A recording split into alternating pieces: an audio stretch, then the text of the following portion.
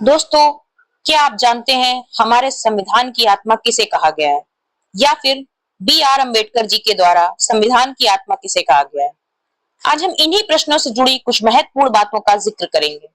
सबसे पहले बात करते हैं फादर ऑफ इंडियन कॉन्स्टिट्यूशन, यानी भारतीय संविधान के जनक की, जो कि doctor B are Ambedkar ji हैं। हमारे संविधान में प्रस्तावना यानी प्रियम्बल को संविधान की आत्मा कहा गया है। अब बात करते हैं मौलिक अधिकारों के बारे में। अभी हमारे पास 6 मौलिक अधिकार हैं, जो कि आर्टिकल 12 से 35 तक है। सबसे पहले बात करते हैं राइट टू इक्वालिटी, समानता का अधिकार, जो कि आर्टिकल 14 से 18 तक है। इस अधिकार के अंतर्गत बताया गया है कि कानून के समक्ष सभी बराबर हैं, चाहे वो किसी भी जाति, धर्म, लिंग के हों।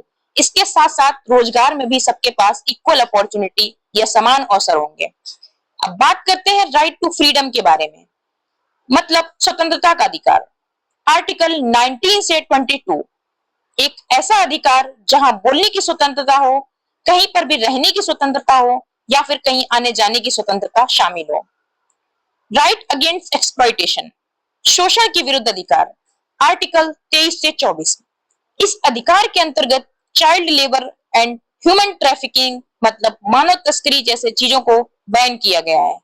अब बात करते हैं फ्रीडम ऑफ रिलीजन की, यानी धार्मिक स्वतंत्रता का अधिकार। आर्टिकल 25 से 28 जिसमें आप किसी भी धर्म को फॉलो करें या उसका प्रचार प्रसार यानी एडवर्टाइज करें, इसकी आपको पूरी स्वतंत्रता है।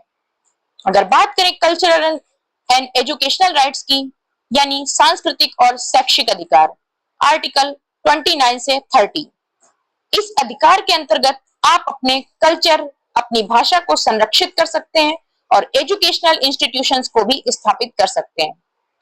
लास्ट फंडामेंटल राइट, जो कि राइट टू कॉन्स्टिट्यूशनल रेमेडीज, यानी संविधानिक उपचार का अधिकार, जो कि आर्टिकल 32 में शामिल है। इसे doctor B are Ambedkar ji द्वारा भारतीय संविधान की आत्मा कहा गया है, जिसमें अगर आपसे आपके मौलिक अधिकारों को छीना जा रहा है तो आप उसके खिलाफ सुप्रीम कोर्ट में भी जा सकते हैं। अगर जानकारी अच्छी लगी हो तो वीडियो को लाइक करें, चैनल को सब्सक्राइब करें and follow for more detail videos. Thank you guys.